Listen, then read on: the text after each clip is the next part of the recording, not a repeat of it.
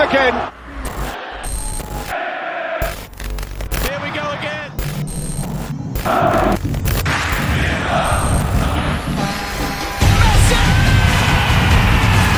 Mo Salah!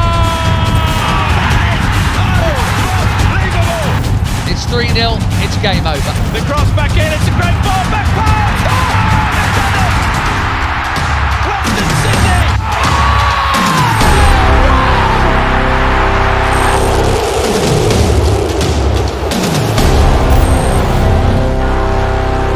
Astonishing!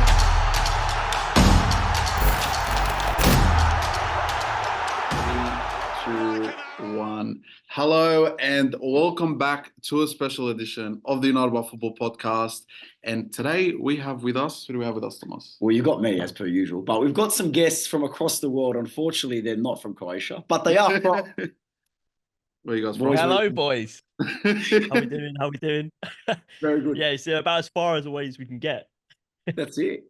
Mate, they ran away from us, unfortunately. So we told them, come record with us in our studio, and they decided to fly to the UK. Next time we'll make the trip. Next time we'll make the trip. Hey, I've got a taxi flying across the water, so.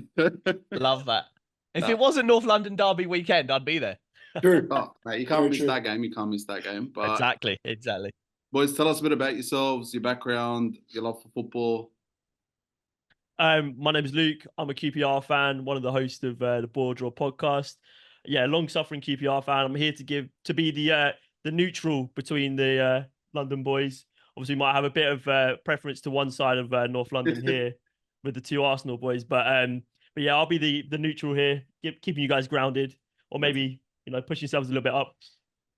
And I'm Roz, big Arsenal fan. I'm like he's like the angel on the shoulder. I'm like the devil on the shoulder. He's kind of the level-headed one. I'm the one that'll just lose my head, say problematic stuff all the time. And so, yeah, hopefully I'll be on my best behaviour. Good weekend of football ahead. Excited to chat to you boys. Yeah, it's nice coming back into proper football after the international break. Just kills all the momentum, doesn't it? Very true. It kills me, to be honest with you. I don't understand why they stick it 3 weeks into a season when we've already got injury problems, and they only added to our problems on top of that. So, Mate, don't be salty. Just because you're Lebanese and you don't have a proper national team. Get out of here. Doesn't mean. Yeah. Doesn't mean. Mate, I'm Croatian. I love the international break. Well, enjoy third place. Anyway, all good, boys. Well, let's kick into it. The North London Derby, and I know this is going to take up a good chunk of the episode. As it should. But we're going to delve into a bit of history, To kick us off, back in 1912, I believe. Correct me if I'm wrong, Ross. We moved from South London to North London. We did. But we don't talk about that. So North London's for Arsenal. Mm-hmm. Unfortunately, our noisy neighbours, by the name of Tottenham Hotspur, didn't like that very much. Session expired. What? Oh, there we go. Bit of a malfunction. Told us our session expired, just like Tottenham's title hopes. Good one. That was planned, yeah? Surely that was planned. That was planned. But yeah, going forward onto that, there have been plenty of North London derbies. And Ross, you could tell us a bit more about the history in that sense. You've lived it. Fortunately, I get to watch it on TV. But what are your thoughts on that North London derby? How does it feel as a fan? Talk to us about it. I think so. We recorded a couple of North London Derby previews a couple of days ago, and I said the North London Derby is the best derby in the Premier League. No doubt about it, in my opinion. I said that other derbies, so I'm talking like Man United, Liverpool, or Merseyside Derby, all the other derbies, the gulf in ability between the two teams is too big. So it's never got that edge that you don't know who's going to win. Like Man United, Liverpool slap them 7-0, and it's like nobody bats an eyelid. Well, people did bat an eyelid, but with the North London Derby, every single year it comes round, you don't really know who's going to win. I know we've won the last 2 years. We played them and not lost. But even still, I've still got that nerves, that energy. People like none from the fan bases, no Spurs fan, no Arsenal fan. They still look forward to it and they still don't know who's going to win. I think that's why, in my opinion, the North London Derby is the best derby in England. Yeah, I completely echo it. I mean, there are derbies outside the Premier League which I think are just as feisty. You're talking like Sheffield United, Sheffield Wednesday, Blackburn, Burnley, Sunderland, Newcastle. There's big derbies outside the Premier League, but like, nothing hits quite right, quite like the North. And a lot of those teams, they're often in different leagues. Whereas like Arsenal, Spurs, always in the Prem together. It always happens. And up until like a couple of seasons ago, it was like Spurs and Arsenal battling out for who's going to get top four. Exactly. You know, so there's always something riding on this game. I mean, going into this one, you've got obviously Spurs maybe with a little bit more impotence to win it because Arsenal have been caught at a bad point. Yeah. And if Arsenal don't get anything from this game, they've got to go to Atalanta in midweek, and then they've got to go and face City the following weekend. So it's a real momentum push for every single team. And yeah, but just in general, it is just one of those fixtures that when the fixture list comes out at the beginning of the season, you're like, where's that North London derby? When's the first one happening? And we got it this weekend, so I'm very excited. And you're not wrong in that sense. I think that the North London derby is the only one that provides that drama, provides that heated battle. Even last year, we were up 3-0 in no time, and then before you know it was 3-2, and we were sitting down with a back five by the end of it. And I'm having flashbacks of Rob Holding at Liverpool back five. So you get provided with that kind of drama. I agree. The Merseyside derby usually it's one-sided. One team, Everton, being parking the bus all the time, and then Liverpool kind of hit them. Might be tight for 60 minutes, but blow them out in the last 30. Exactly. So the only one I'd say is a Manchester derby, but over the last 7-8 years, it's kind of just died out. Yeah. But in its prime, 2011, you'd rock up Manchester United versus Manchester City, far out. Yeah. The whole world sitting there and watching it. But yeah, I agree. Aside from those championship ones where you feel like you're about to watch a brawl in the in the stands. Yeah. What about Chelsea Fulham? No one cares. Okay. Look, mate, you're supposed to be with me on this one. Well, I mean, we don't really have any derbies anymore because Fulham, Chelsea, Brentford, they're all in the Premier League. Yeah, so our nearest derby is probably like Watford. Leighton Orient, Watford, Luton's gets a bit feisty, but that's about it. Yeah. Everyone loves a good mid-table clash, mate. That's fine. There's no need for that. But look, before we move on to the football side of it, I just wanted to talk about what the derby actually means to everyone here, and or being me and Ross, the Arsenal fans. Given that we've been in Australia our whole lives, I think I've kind of been brought up to hate Tottenham in a way where, it's like a born right. It's hard to, similar to the Wanderers and Sydney FC. Very true. So, like, we've got the Wanderers and Sydney FC here where they're in the same city, quite literally about 30 minutes drive from one another. And if you support one, you can't hate the other. You can't love the other. You can't even appreciate it. Even today when Juan Mata signed, the boys were singing "Fuck Sydney FC" on the way out. So for me, Tottenham's kind of the same. You just once you start to understand football, you kind of start to realize why people don't like Tottenham, why they shouldn't be in the top six, why their trophy count's been absolutely a donut since 2008. You kind of begin to understand that, and that really comes from just watching it. But from your side, Ross, growing up in the UK, educate us Aussies about why we actually hate Tottenham. You know what? I'm going to throw you a curveball. And say that personally, he doesn't want. I don't have the hatred that you speak of. I obviously don't like them, but I'm gonna say Tom and Chelsea. Yeah, mate. Personally, I think you'll find a lot of Arsenal fans that dislike Chelsea more than they dislike Tottenham. I think you just find a lot of football fans that don't like Chelsea. I agree with you there. I agree with you there. No, listen, let's all calm down. I'm feeling a bit attacked. A bit attacked. Rightfully so. Your club ruined football. Mate, we got Cole Palmer. With Spurs, like you said, Abs, their trophy count has been so pathetic for so long that growing up, when we had the Invincibles, when we had league winnings, we had the doubles, Champions League finals, we had even the FA Cups in our banter era. Spurs were doing absolutely nothing. And so growing up, I've never really had this fear of Spurs. And I think a lot of Arsenal fans of my generation haven't, because they've been a bit of a nothing club. They've been there or thereabouts, but we'll pick their best players in Sol Campbell. Real Madrid will go pick their best players in Bale and Modric. They're a feeder club, in my opinion, to the bigger teams. And maybe now they're starting to cement themselves. They got the new stadium. They've got, the Harry Kane and Son era. And so they got the Champions League final. So they're starting to build a bit of a name for themselves. Yeah. But in my opinion, growing up, I had no kind of fear of Spurs. My fear, also, I've got a little brother that supports Chelsea. So growing up, when our kind of ours and Man United's dominance ended and Chelsea started, I was just hearing it in the ear. My brother going on and on and on about Chelsea. And so I think that's where my kind of dislike for Chelsea is just overtaken Spurs. And then obviously Chelsea, unlike Spurs, Chelsea have won it all. So you do have that kind of... They can give it. Yeah, they can give it. You have that jealousy. We should have won the Champions League. We should be winning all these titles. And so I think for me, it's Chelsea, mate. I cannot stand them. How many Champions League, Ross? Oh, sorry, one sec. All right, see you later. See you later. No, Ross, there's an answer to that. We've won a Cup Winners' Cup. I don't care. Luke, I've got a question for you because basically, as I was saying, we're from Australia our whole lives and we sort of idolise and look up to the Premier League. And we've got our first Aussie export, our big one, Ange Postecoglou at Spurs. From a non-biased view looking in, what's his impact been on the Premier League? Good question. I think it's interesting because until he went to Celtic, he was sort of an unknown quantity. I mean, you never really know how someone's going to perform in the Premier League until they're in the Premier League. You've seen countless managers, players, coaches, whatever, come to the Premier League and just not be able to replicate what they've done in other countries, whether they've had success in Japan, they've had success in Scotland. The Premier League is a different beast.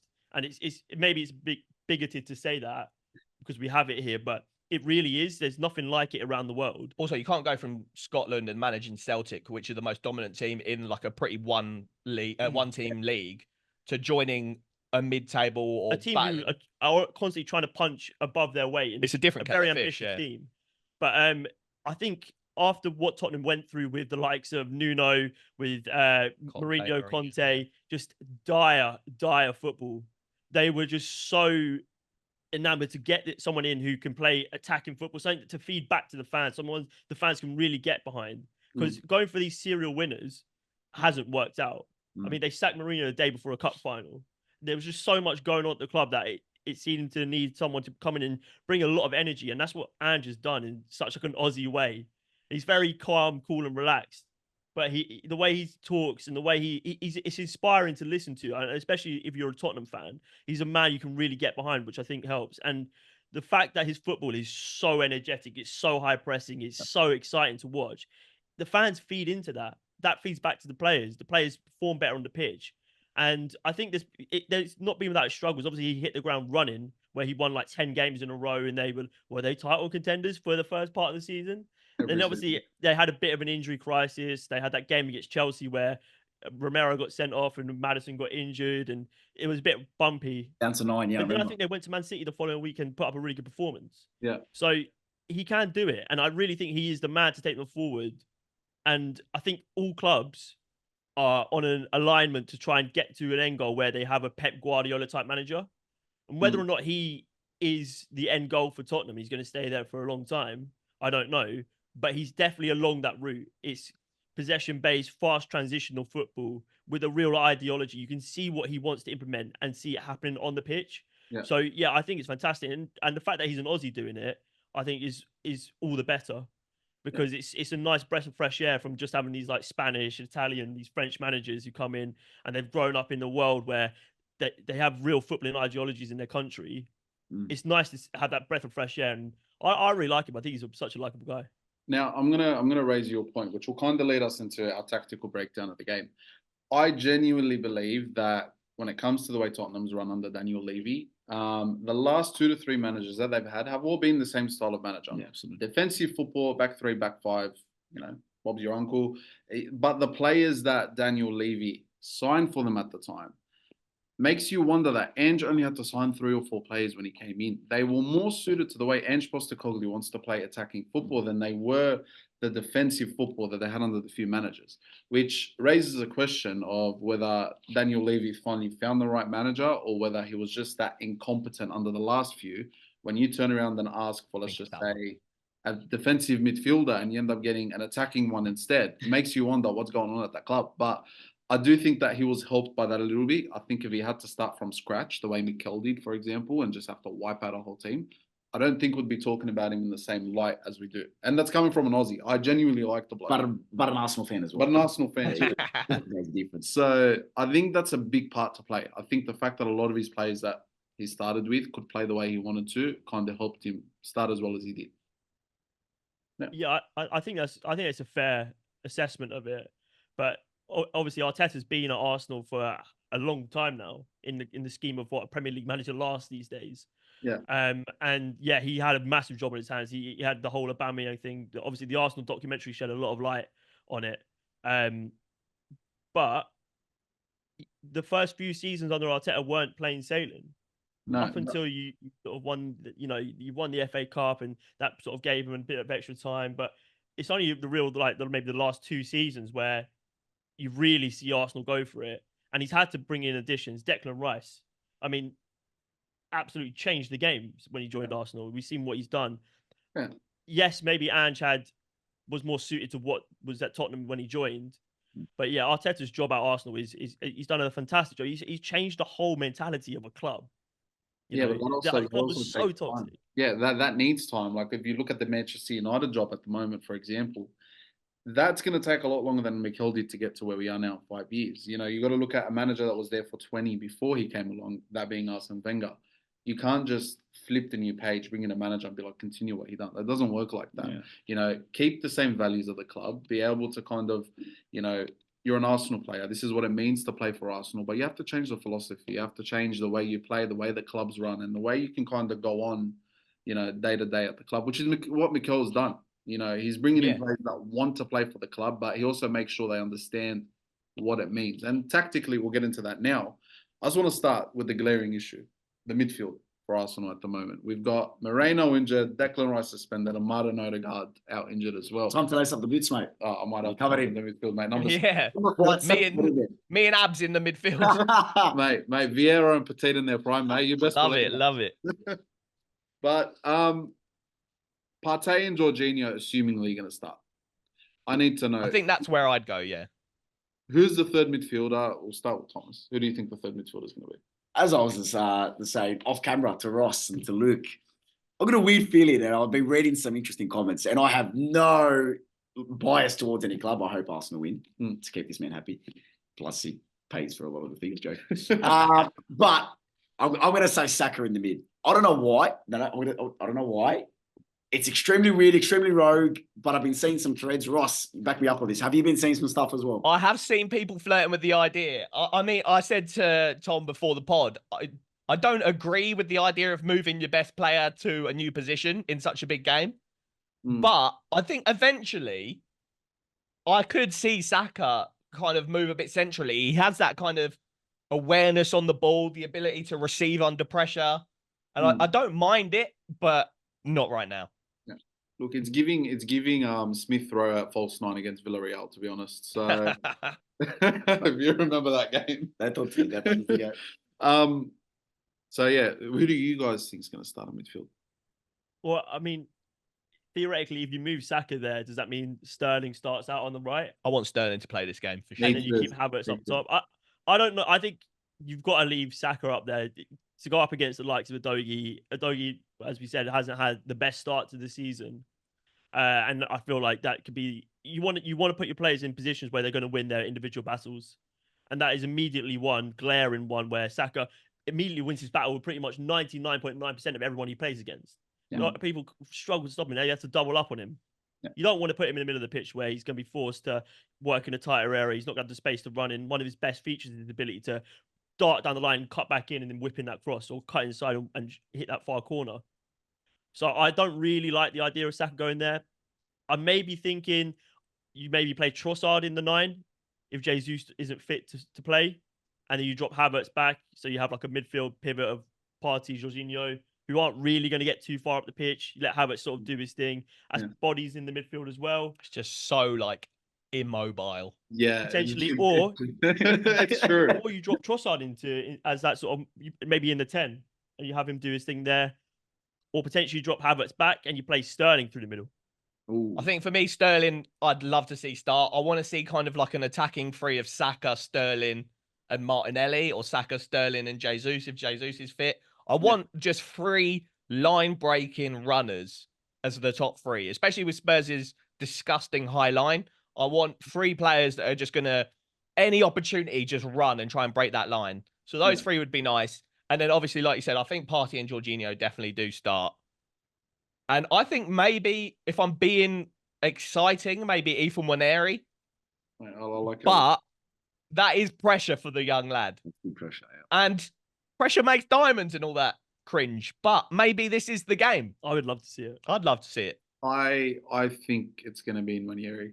Personally, you've got to look at who we've lost. We've lost we've lost Rice, we've lost Moreno, obviously injured, and Odegaard. We can replace Moreno and Rice with Partey and Jorginho. To a certain extent. The closest player we have on that bench that's fit right now, that's the closest thing to Odegaard, is Manieri.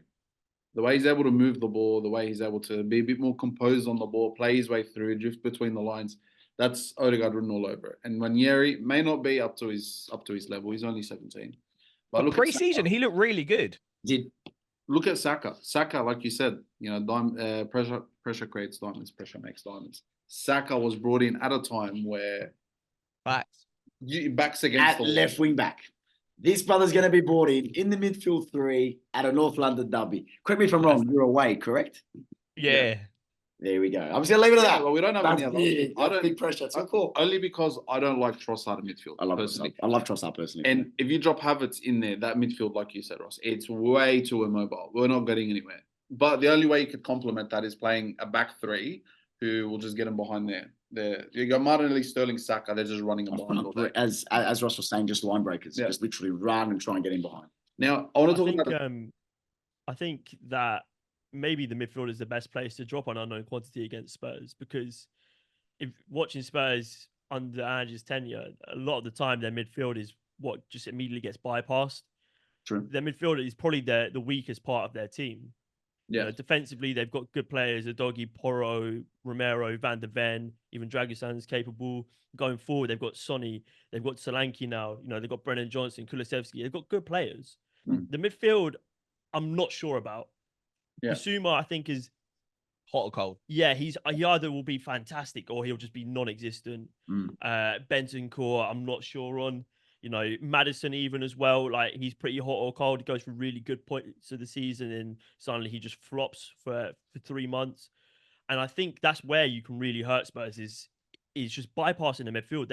One pass takes out 3 players. So being able to drop someone in there, like Waneri, it could work out. You know, someone who could come in. He's got sort of the freedom of the park in the middle of the pitch. He can dictate the game a little bit, and he's got a tempo man behind him in Jorginho. I think it could work out. And I think maybe you might even see Zinchenko. Yeah, because Zinchenko or Timber are like 2 people that people are flirting with moving to midfield, but I don't know about But then you can't really have Jorginho Partey and Timber, or Jorginho Partey, unless you have Zinchenko play like he does for Ukraine, where he plays almost in that 10 like at times. Yeah, but I'm not sure. Do you reckon he's creative enough though in the 10, Zinchenko? Yeah, no, he can drill a pass. He can drill a pass that break a line, but that's about it. To be honest with you, I personally like Timber more when he inverted than Zinchenko, because the way Timber inverts, I don't know if you watched that, where he just drifts, but defensively he looks so secure. He loses that ball within a second, he's come back and got it. Whereas Zinchenko loses the ball, he's having a cry in the middle of the field. His composure on the ball, Urian's composure is scary. I remember the first he's so good. Who did you? The Villa, the second game. Yes. Villa, he lost the ball, and within a moment, he had the ball. I think Rodgers was charging at him, and within a moment, just a little cry for a pirouette turn. Yeah. Out of pressure. Yeah. Knocks out 2 players, Watkins and Rodgers. Unbelievable. Yeah. Look, I want to compare a few matchups for the game. So James Maddison, I'm not sure if he's fit or not for the game. But how does he line up against the midfield that Arsenal are going to put out? Because I think he might have an advantage here. I mean, it's an interesting one, because when Maddison was still at Leicester and Odegaard had his loan spell at Arsenal and then went back to Madrid, a lot of people were saying that we should make the Maddison signing rather than the Odegaard signing. I saw a lot of the fan base torn on that. And I think we have been proved correct going for Odegaard. Younger player, definitely higher ceiling. Maybe not as I don't think he's output heavy. Yeah, not as output heavy. Although I think since joining Arsenal has got better goals assists than Maddison. But I think he's a tricky one. I think if you give him the right striker, he's one of the best creative midfielders in the league. I think that's what he's not had at Spurs. But now that he's got Dom Solanke, I think that could be a really good relationship. Solanke's so good in the build-up as well. Sorry, what's that? Dom Solanke starting. No, he's injured. I think so. I've heard rumours that Van der Ven and Dom Solanke were injury doubts, but Ange has confirmed that they're both fit. Yeah. Oof. He's in the fantasy squad. Sorry. I'm just No, gonna- he's not. I'm gonna make- I'm gonna make that Not comment. mine, I'm just gonna make to be fair, But yeah, mate. I think James Maddison's a good player, and I think maybe it's still too early for his relationship with Dom Solanke to fully bear fruit. But I think give them, I don't know, half a season, those two could be a really good duo. I mean, sometimes you watch Madison and he's so good at just picking up empty space. Yeah. Like he'll occupy spaces that a lot of people would just leave open, and he's really good at just drifting and then playing a quick 1-2 and then having like just so much space to run into or shoot from, which is really dangerous. And maybe against sort of the midfield pairing of Jorginho and Partey, who aren't used to playing together as much. Jorginho's literally, I don't think he's played a minute this season. It could prove fruitful for Spurs, but I'd be more worried about sort of how compact the game is. If the game is really compact, it's going to play into Arsenal's hand. They're much better with possession of the ball in compact areas. They've got better people to dictate the tempo. And if the game's compact, it means Spurs are going to be playing that high line, and it's just going to be one ping pass from a Jorginho or whoever, and then one of Arsenal's attacking trio is going to just get onto that, and it's going to be chaos. Yeah, great. And the last thing I wanted to bring up was Ange Postecoglou's tactics. So we know this guy likes to play further up more than the halfway line. And as you mentioned before, you had the game where they went down to 9 men. I still believe to this day, had Mikel Arteta tried playing that high of a line with 9 men, he would have been deported back to Spain and they wouldn't have heard from him. Honestly. Yeah. And do you genuinely think, and we go back, I think we might have mentioned it before, that with that many injuries that we've got, we should be able to get them behind? Do you think we still can pick up the 3 points? Yeah, 100%. I think our attacking options, so we've got no injuries there really. Maybe a Jesus is a maybe. But apart from that, I'd say Sterling is probably one of the best line breakers in the Premier League. Such an underrated signing for me. Saka, one of the best right wingers in the world. You got Havertz, who is one of the most informed strikers in world football at the moment. You got Gabriel Martinelli, who's not having the best time, but he's just constantly dangerous. He's a runner, dangerous, can break a line, really exciting. Trossard, who is probably the most clinical finisher in the club. So I think we've got, if we can sort out that midfield, and maybe like Luke said, if you play against Spurs and you can bypass that midfield completely, I think our attacking options are so good, and defensively we're so sound that I think we get a result. I'm confident. Agree. I think I'm nervous but confident.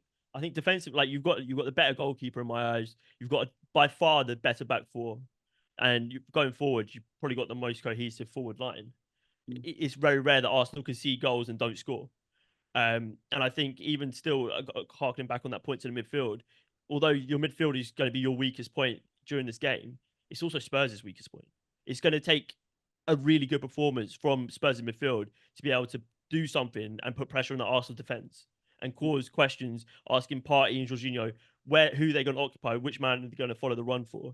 So it would take a masterclass for me to see Arsenal come out this game without anything. I agree, boys. Before we leave Ross's and Ross's and Abs' favorite club, I've got a thing for you. My good friend here, Salam, had 2 things in life that he loved. He loved Shakira and he loved Arsenal.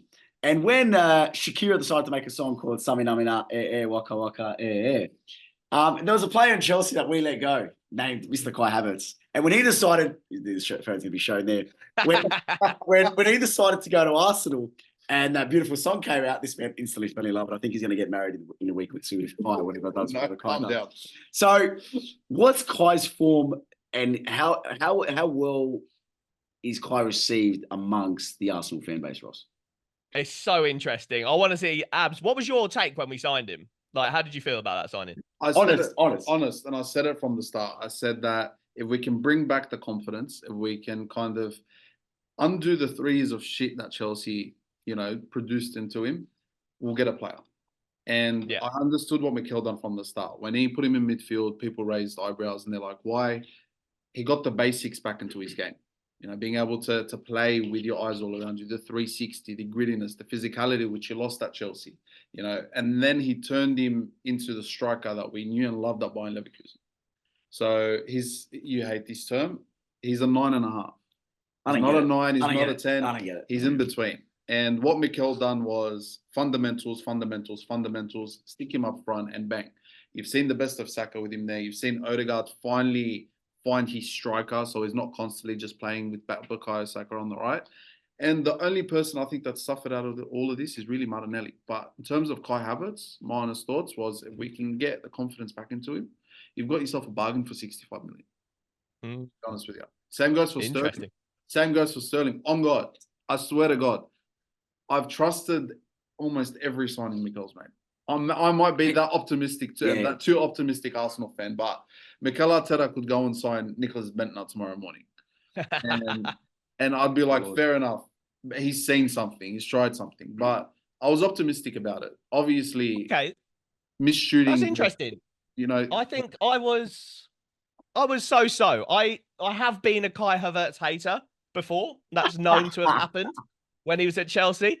But I think, like you said, in that kind of era, he won a Champions League as well, and he was like, he scored the goal. He did. Yeah, exactly. Yeah. So, but in like excluding that Chelsea like team, that couple of years that he was there, Chelsea was shit. Let's not. Thanks, Ross. break any- That. Thank A new you. manager like every weekend. Yeah, and so it's hard for a confidence player like Kai Havertz to feel settled in that environment. You're getting dug out weekly. People are on your back all the time. You're in a pretty toxic environment. So it's hard to look good. But I think signing him for 60 mil, and we've got a fan base that are like incredibly heated and quick to react. Yeah. It was a brave move from Arteta. And I was unsure it was going to be the answer, especially because when we first signed him, everyone was like, he's going to play as the left eight. He's going to be that Granit Xhaka replacement. And everybody was kind of thinking, is he able to do that? And then the first, 10 games, he was playing that 8 position and not very good. Correct, yeah. And everyone was thinking, this is going to be an absolute nightmare of a signing. But like you said, he needs confidence. And I think even Arteta playing him, even though he wasn't having good performances, Arteta sticking through that and kind of giving him games, even though he hasn't been great. And then the boys giving him that penalty so that he could score his first goal for Arsenal. Stuff like that builds. And now you see, like I said, I think he's one of the most informed strikers in world football at the moment. And I think that just comes with confidence. He's a very technical player. I think Arteta really likes players that are technical. But he's also physical. He's full, Physical. You know what I mean? He's so good at finding space. And I feel like that's what's key. A lot of our strikers kind of, congest areas. Whereas Kai Havertz is so good at like creating space for people like Odegaard to come in, for Saka to come in, for Moreno to come in when he starts. He's a good space maker. And I think that's why he played so much for Germany in the Euros, to create space for Musiala and Wirtz. And so I think he's a big asset. Yeah. And I do think that, especially having, I think now he's on 17 or 18 goal contributions in about 14 starts at striker. Yeah. Okay. That are not like, that's numbers that if Haaland was producing that, you'd be like, wow. But because it's Kai Havertz, he's in the 25s, man. What is it? Yeah, facts. But all in all, those are great numbers for a striker. Absolutely, 100%. And what Kai Havertz for me, and I've said this on the show, I've said that if we were to turn around and had signed Haaland, I don't think it benefits us as much as it would Havertz. Because when it comes to Kai, thank you. That look there, it's a big call. But that's a massive call. Hear me out here. I've turned around and I've said that Kai Havertz allows the rest of the team to play well. It allows Saka to score as many goals as he does. He allows Martinelli, whoever's playing on the left, to get into the game as much as he does. Even Odegaard and Rice getting into the game and scoring as many goals as they did, having 5 or 6 plays in double digits last season. You don't have that with a Haaland. You look at Manchester City, they had Haaland score God knows how many goals. He's creasing by the way. I know, but then you had Foden and maybe Alvarez. Everyone else was kind of chipping in here or there. I'd rather have a player, personally, my preference, that benefits the whole team and it makes the team more of a machine than having one machine up front that the rest of the team have to work. Thankfully, you're not Arteta. Look, that's just me. That's just me. I do like. I don't agree with you, but I do get the thinking. Yes, I do get the thinking because there was that period where Haaland first signed. Well, not first signed. There was a period after he signed where everyone was saying, "Are Man City worse with Haaland?" And obviously that's not true. But I do get the thinking that maybe he doesn't allow the rest of the players to get into goal scoring areas as much because he's always there in that area. He's not. He's like. Like he's the best to He's ever do it in terms almost of like finishing. the complete opposite of a Kai Havertz or like maybe a Dom Solanke, where he is purely there for his output. He's purely there to occupy your two centre backs, and they can't take their eyes off him because if one ball comes in over the top or through the middle, he's not going to lose that race. They're not going to be able to outmuscle him, and he's going to put it in the back of the net. That's it. Yeah. But like the question is, I completely get what you're saying, but like you cannot turn down 60 goals. a guy who scores 60 goals. He's scored 9 hat-tricks in the Premier League already. You can't. He's a generational striker. You said it on a previous podcast we've done, where he is the out and out, maybe the most clinical goal scorer of all time. Yeah. Look, I'll say this: it helps when you've got De Bruyne, Foden, Bernardo Silva, Facts. Rodri, Jack Grealish. Even all of these players could possibly play a pass that only Martin Odegaard can at Arsenal. That's the difference. You stick Haaland in that team, he's not getting the service he's getting at Man City. And that's no disrespect to the players that we've got. Oh, you reckon? You reckon? No, but, honestly, you reckon? No, but when you've got players like Foden who can finesse shot, a goal from outside the box from miles away, but at the same time play a David Silva-esque pass just effortlessly. It helps. It helps. But to be It honest, helps. It helps. No, mate. Look, anyway. I'm with my my good friends across the and many seas there. Look, we may disagree with this, but I'm going to move on to the last prediction, guys. The last final predictions for the game. Thomas, I'm going to start with you, my friend. Likewise with Luke, I have no affiliation, but I think Luke can understand that for our friends' benefit and for my mutual headache and to consume less Panadol over the weekend. Salam, we're gonna go 2-1 Arsenal, Saka and Havertz to score the winner to make you over the moon. Wow. Okay. Luke, thoughts? Yeah, previously when I gave predictions for this game, I went for a 2-2. But the more I'm thinking about it, this Arsenal team does not concede goals, and this Spurs team are not clinical. So I'm leaning now to matching your prediction and going with the 2-1 Arsenal. Oh yeah, It's I just can't see Arsenal conceding multiple times.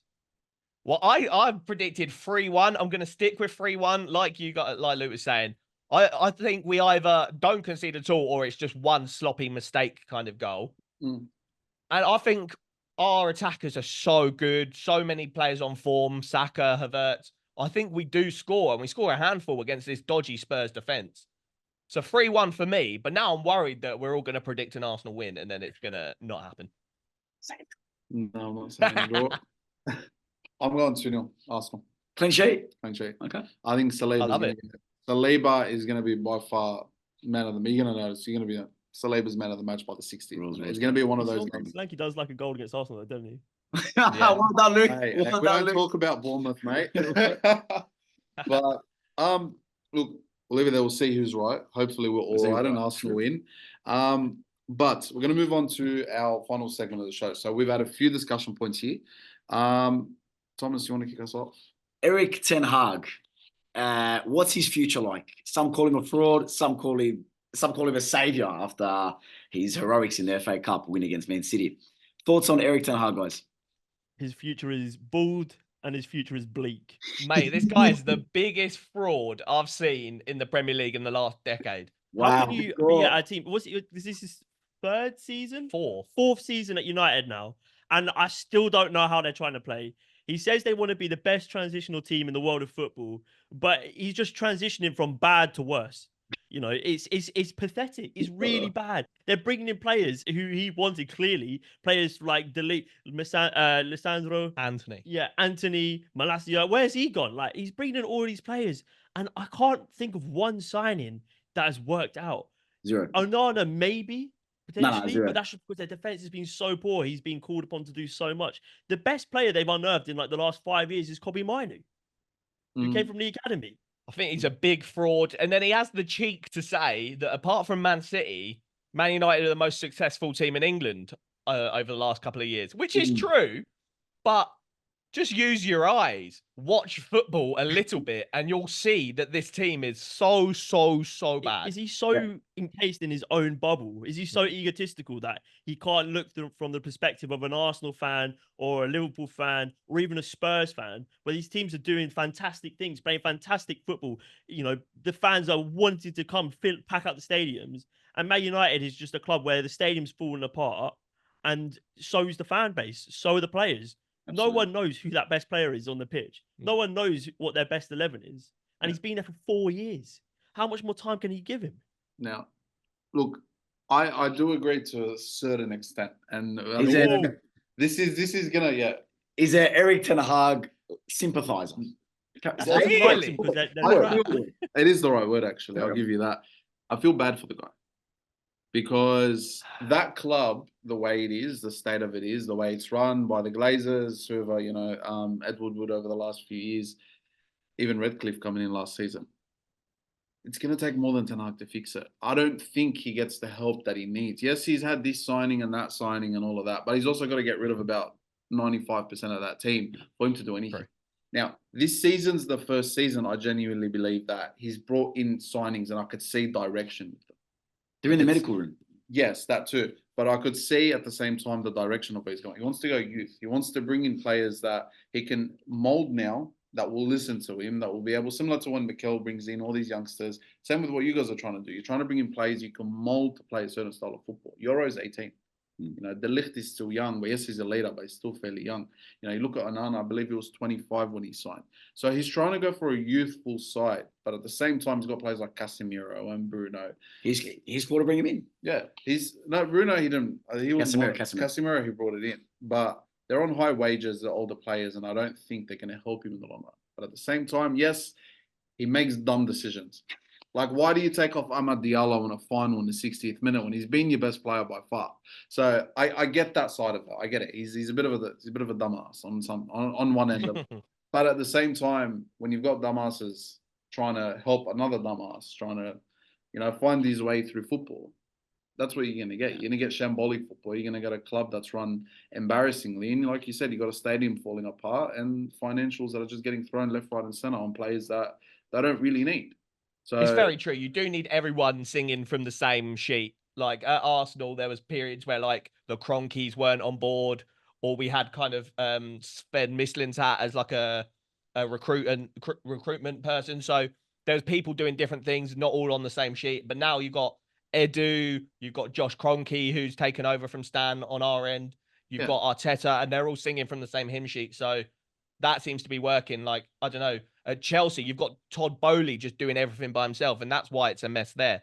At Man United, you've got Ten Hag and then like a disconnect to the owners. But now you've got Jim Ratcliffe in, you've got Richard Arnold in as well. So you've got that kind of, I don't know, a smarter team, let's say. And so, yeah, potentially this year, next year, Man United might start making some smart decisions, because that's what you need. You need everyone at the higher end of the business, because it is a business. You need everyone at the higher end of the business to be on the same sheet. But then you've got to think, like, yes, it might take 5-6 years before we see any sort of like particles of success, but they need to ask the question now: is Ten Hag, does he epitomize a style of manager that we'd want to have in 5-6 years time? You can't have a manager whose teams can't play out, who, even with the personnel he has, does his style of football line up to where you want to be in 5, 6, 7, 8, 9, 10 years time? Because I really don't think it does. Luke, if he wants to be transitional, they're not going to be able to consistently dominate games and consistently pick up points. What is his style of play, though? For me, I'm watching it. I can't see it. I can't identify one passage of play. I can't identify how he wants to play. And I can't identify, for me, seriously, if they can string 3 or 4 passes together from defense to the mid third. I can't see anything. Yeah, but then there's the other side to that. You're saying, he can't, we can't identify this, we can't identify that. Who do you bring in? Mate, he's Neil Warnock or someone, mate. Just, I don't know, like Kieran McKenna. There's you've got to be brave. Like Arteta was a brave appointment. Arnie Schlott's a brave appointment. To be fair, Ten Hag at the time probably was a brave appointment. But just admit that he's not the guy. Yeah. Move on and find a new guy. I mean, you can see like Arnie Schlott's gone into Liverpool. Arnie Schlott's gone into Liverpool, and within 3 games in the Premier League, we can see how they want to play. admittedly, he's walked into a much better team Yeah. Of course. and a much more secure environment than Manchester United. But he's been there for 3 games, and Ten Hag's had like 200 games. Yeah.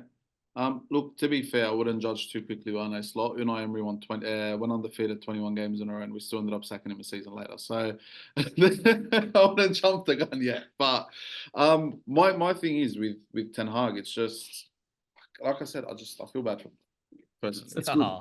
Personally, That's okay. That's cute.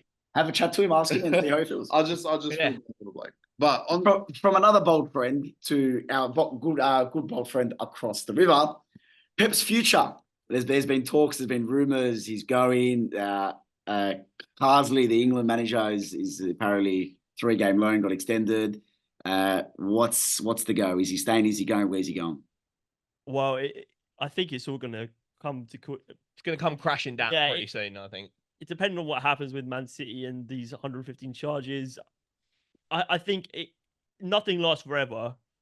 And how can he continue to just keep putting up these ridiculous numbers, keep winning trophies season on season? He's won everything there is to win at City. I mean, the only thing he hasn't won is a quadruple, which if he wins that, he might as well retire from football because no one's going to beat it.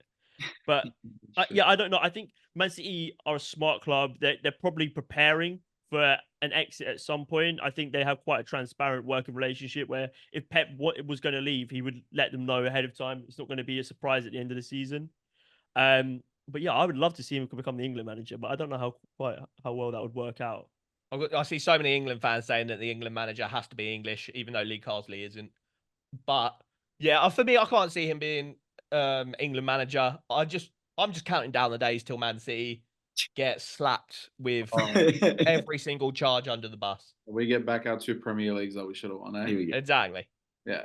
Who do you reckon his replacement would be once he leaves? Look, I've said Robert De Zerbi. I feel like he is kind of the best fit to kind of just go one to the other. It's a big job, though. Yeah. It's a big job. But the difference between Pep being there as long as he did and Arsene Wenger and Sir Alex Ferguson leaving their clubs is I think he's left Man City in a better state than Arsenal and Manchester United almost ever were. So whoever takes that next job, I think has got to be ready, has got to be big enough to take on a role like that. Yep. And you got to remember with jobs, the jobs that Mikel and Pep and Klopp took under, you're running a club. Yep. You're not just running a football team. You're running the whole club top to bottom, taking care of things that you don't even think you should be taking care of as a manager. Yeah. So I think Robert De Zerbi, I think Ange Postecoglou would be a good shout. But I don't think I like Ange as a shout. But yeah, I think De Zerbi. De Zerbi's just like if the slipper fits, mate. For me, a weird one that he's coaching a national team at the moment, and I don't think he's going to last there too long, especially without success. I think Nagelsmann. I've always liked him as a coach. I've always liked the way he does coach. For me, obviously, gun at Leipzig. Yes, he should have won it with Bayern way more times. But I think for me, I don't know. I think it's one of those rogue appointments, but I see it working. No, I like it. I had him tipped to be the Liverpool manager before they went with Arne Slot. Okay. Yeah, I think I really like what you said about De Zerbi. That was the first name that popped into my head. I think he obviously left Brighton because he had disagreements with the owners where he wanted to have a more of an impact on the signings they made. Whereas obviously Brighton are very data driven and they have a brilliant recruitment team. Yeah. So maybe at Man City that would work.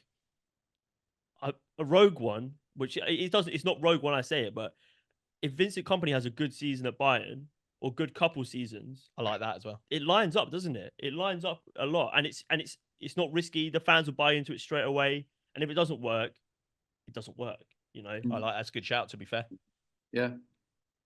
The only other one I had is I don't know if you've been following Girona and La Liga. They're part of the City football group, and their manager Michel, he's quite a good manager, quite a good tactician.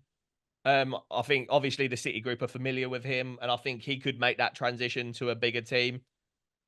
Maybe, but I don't know. It's one of those. He's a bit of an unknown quantity, especially for the Premier League.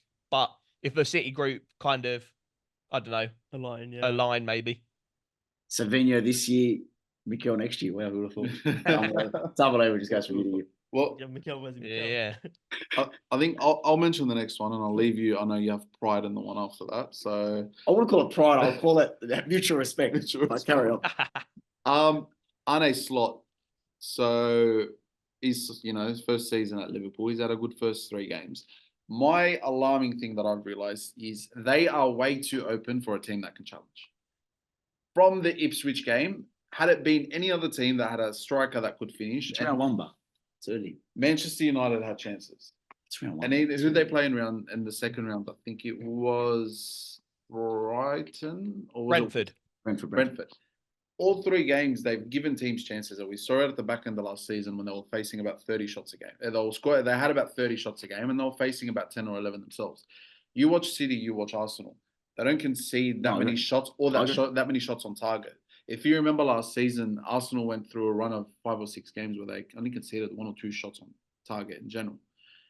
Liverpool, the complete opposite. They turn soccer games into basketball games. Football games just go end to end to end to end, and all it takes is one clinical striker, and they're 1-0 down.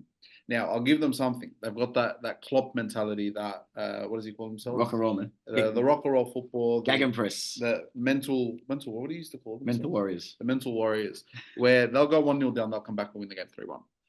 That's just the team that they are. But I just don't think that's enough to challenge. And I done a Premier League prediction video about 2 months ago.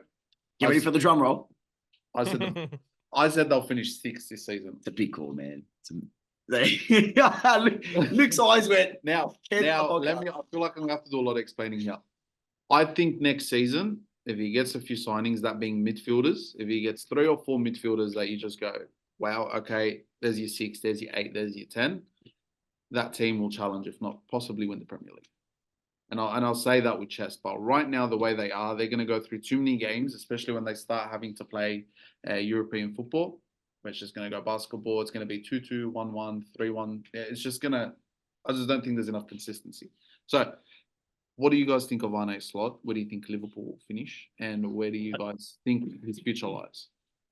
Luke likes Arne Slot, so I'll let Luke go. I like what you said because I completely echo it. I think if you want to win the Premier League, you can't afford to You need the best defense. You need the best defenses. The best defenses win the Premier League. It goes all the way back to years and years ago. Look at Jose. Yeah. I mean, yes, it probably is sort of just carrying on from Klopp's legacy. They were the rock and roll men. If they conceded 2, they'll score 3. And that maybe that's a good thing for them because they're not completely shifting up their style of play, their mentality. I think they'll get better defensively over the course of the season. I think when Gravenberch gets more games under his leg, once that midfield 3 work out a bit more. 3 games, 3 clean sheets though. Yeah. And we have to look at the quality of the chances they're conceding. They're very lucky to keep a clean sheet. XG is a bit of an up and down thing in football. Some people love it, some people hate it, but I think it gives a good indicator of where a team are at. I mean, if they're conceding, like 20 shots in 3 games, but the XG is only like 1.1, as opposed to a team who concede 3 shots, but the XG is 2.9. Right. The quality of the chances matters. I'm not entirely sure where Liverpool sit on that, but I can't imagine it's too high. Otherwise, they would have conceded. But I really like Arne Slot. I like what he done at Feyenoord, and I think he sort of is maybe the next step onwards from Jurgen Klopp. You can't replace the irreplaceable. No. Jurgen Klopp is different gravy, and I mean, it's working out so far. It's a good start for him. No Liverpool managers won their first 3 games in a row. Yep. So I think it's going to be. It's only time will tell. It's so difficult to give an answer here, but you like what you see. It's not a complete alternative to what Klopp was doing. It's fairly similar. You're seeing build up patterns of play. We're seeing things that he's done already that Ten Hag hasn't struggled to do in 4 years. What I will say though is he's walked into a very good side. And you got run of fixtures. Mo Salah, probably the best right winger in the league. You got Trent, probably the best right back in the league, if not world football. Best goalkeeper. Best goalkeeper in the league. You got Van Dijk, who's probably one of the best centre backs in the league. Yeah. Andy Robertson, one of the best left backs in the league. There's a lot there to work with. But then he's getting the best out of players like Gravenberch and Luis Diaz, who struggled in previous seasons. Yeah, no, I think I'm not worried about Liverpool, but I think they'll easily get top 4. Yeah. But Ross, you also got to realise that is an ageing squad. Virgil van Dijk's 32, turning 33, I believe. Mo Salah's 41, 32 is on his way out too. You look at players like Trent, who, if you lose Van Dijk, God knows what's going to happen at right back. Because I do agree that Liverpool have a big couple of years coming up when they have to think about what to do after Alisson, Van Dijk, Salah. Yeah. That'll be big. That's why for me, I think Chiesa, when Liverpool signed him, was a shrewd signing for me. Such a good signing. Shrewd. Like, okay, this year he might get limited game time. You're talking Nunes, Diaz, Salah, Gakpo, Jota. You can field a whole starting 11 with the front three, like I was with Chelsea's goalkeeper situation, which we'll get to shortly. But I think Chiesa for me was a shrewd signing. Was it 13.5 million? Yeah, such a good move. That's pennies. Yeah. Moving on to my special club and emphasis on the word special. Chelsea are now sugar daddy, Todd Bowley. Talk to us. what are your thoughts? He's like a kid playing FIFA, isn't he, mate? He's just on a different level. You're always a little bit, worried about an American coming in and working with an English football team. They try and like franchise and yeah, I mean, it's just the club needed some stability, and I think the fans sort of gave the club a lot of sort of grace period, saying, right, they bought in Graham Potter, they need to give him some time. Did they give him enough time? Probably not, but they gave him some time. It's a club that is famous for being cutthroat, sacking managers left, right, and centre, winning one season. If we don't win the next season, he's gone. And I don't know if Todd Bowley came in and brought that calm and stability, because he's just gone out in the transfer market. He's made them an absolute joke of a club in the transfer market. Teams rip them off. I mean, you saw Arsenal. They've got Chelsea playing like 90% of Sterling's wages. Yeah, He's ruined the football club, which I'm well happy about. we love it, to be fair. Thanks, guys. Todd Bowley, stay as long as you like, mate. But yeah, I agree. I think there's just no direction. And I think, so you see at the moment, there's like news coming out that he's had like a fallout with Clear Lake and they don't know like who's going to kind of take the club forward, which makes sense because they're pissing away billions and getting absolutely nothing to show for it. Yeah, yes, you've got 5 or 6 gems that are like under 21, but that's not enough. Like if you get a transfer ban, if you get, I don't know, worse, you get, I don't know, relegated or points deduction, there's problems there that I don't think he's foreseen. And he's causing more problems. And yeah, I don't know. It's just super toxic, but it is what it is. We love to see it. For me, when your oldest player, Sterling, leaves the club to your rivals, and now our oldest player is looking like God knows Reece James, and he plays 3 games per year, it's very concerning. It's extremely concerning. Yeah. So, okay. Now, look, I've said a lot about Chelsea, same as you, that my distaste for them drives deep ever since, Hazard was making Coquelin do tippy turns in the middle of the field, tormenting us for years and years. Yes, I don't like Chelsea. You forgot Koscielny in there. That we don't talk about Koscielny, mate. Judas. But when it comes to Chelsea, there's a lot of youth in there. There's a lot of raw talent. And I've said it, if you keep that team together and you get the right manager that develops those players, dear God, that team's going to be a weapon. When you look at your attacking options right now, Nkunku, Felix, Modric, Cole Palmer, Nicholas, as he says, Nicholas Jackson. There's a whole array of attackers there that are just wow. Medaweki as well, Noni's again. And then you look into midfield. Yes, I think that's your weakness. I don't know why they got rid of Gallagher. That makes no sense to me. He's your best midfielder by a mile. But even then, Enzo, Caicedo, Lavia, 3 years ago, everyone would have been frothing over. It's just we were on players. I'll be the first to admit it. It's a matter of, yes, Bowley might be spending money like, he's got a bottomless bank, which he might.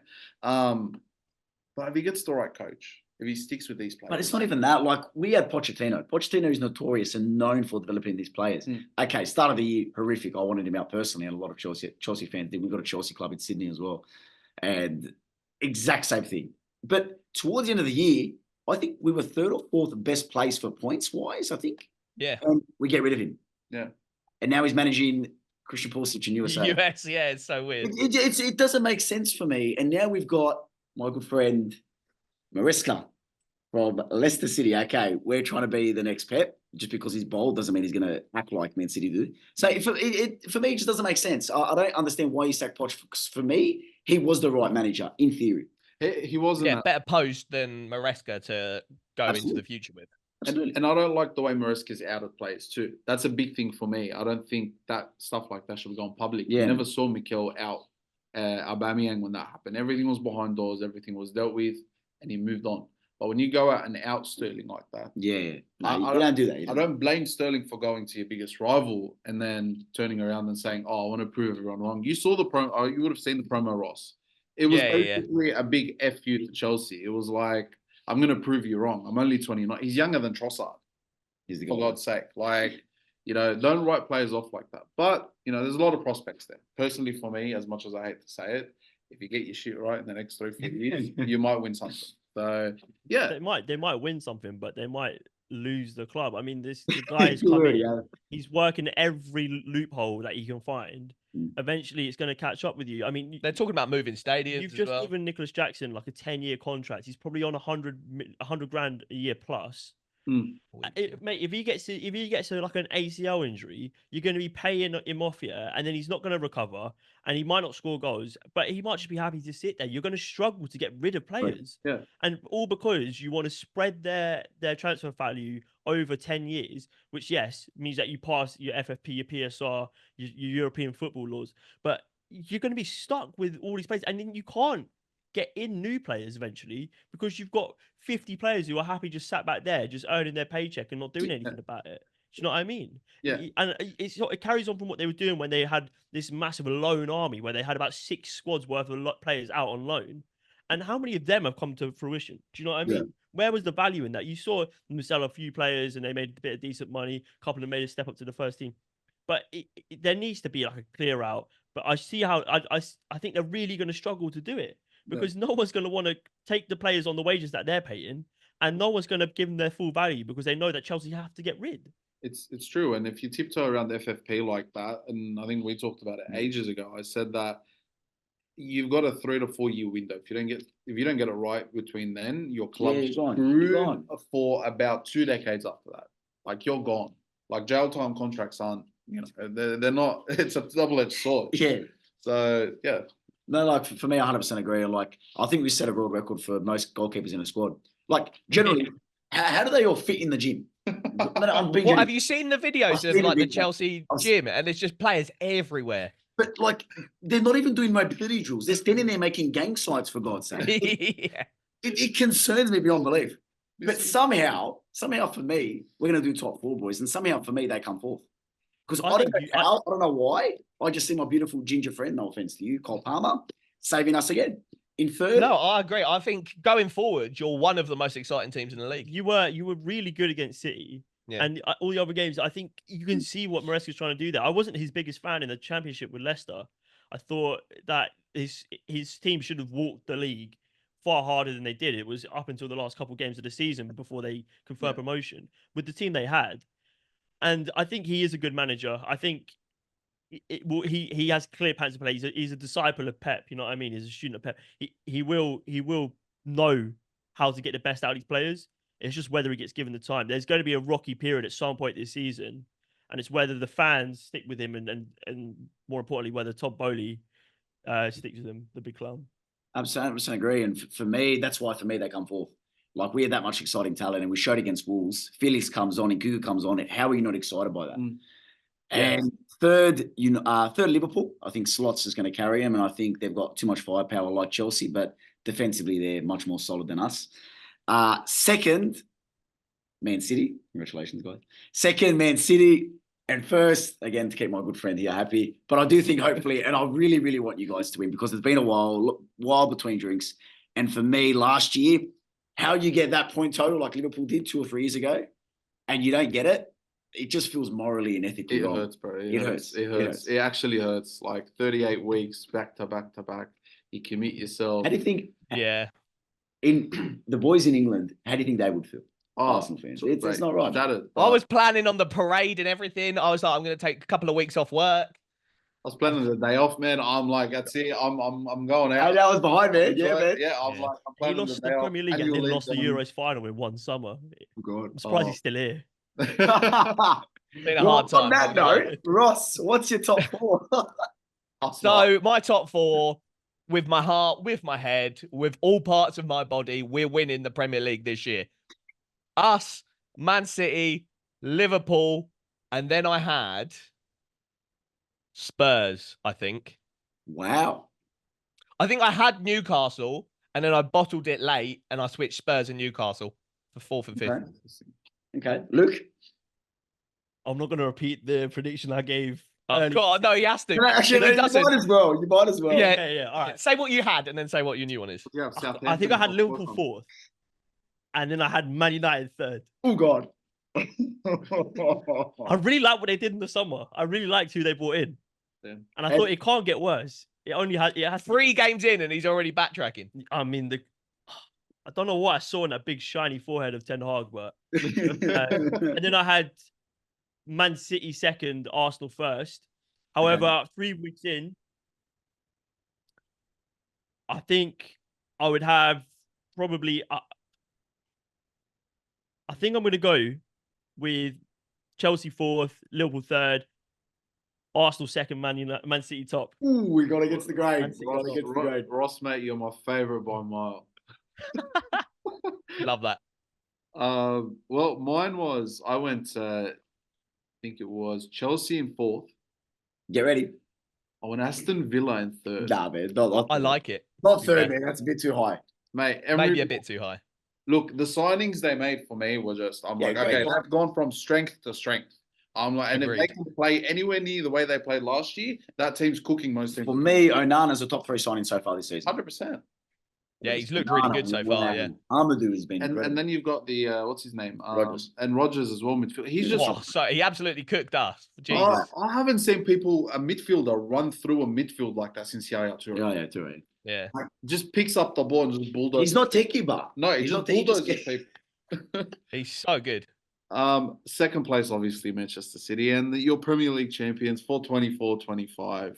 None other than the mighty Arsenal. Oh god, bit surprised I there, would like to see Arsenal do it, but I think most people deep down want Arsenal to do it. They're just scared I to think admit it. everyone outside of at least the Premier League probably wants Arsenal to do it. You can't want Man City to do 5 in a row. Nah. Yeah, but some people are just happy with the status quo, you know. They are, but like we are literally a farmers league at the moment. True. Yeah, but the problem is, Ross, and you'll feel the pain. We win the league, people will turn around and hate us for winning it. We lose the league, we'll cop shit for it either way. But do you really care?